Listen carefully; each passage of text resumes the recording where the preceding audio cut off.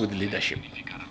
Our President, Dr. William Ruto, who sold chicken to make ends meet, wore shoes for the first time in high school. I grew up in abject poverty. My body was heavily invested with jiggers and lice. But here we are today.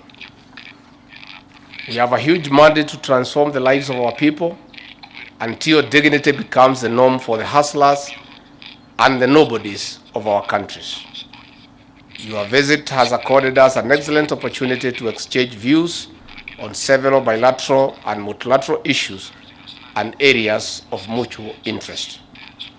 Kenya and Colombia have continued to enjoy warm and cordial relations, holding long-standing historical bonds of friendship, which exist through various bilateral, regional, and multilateral forums.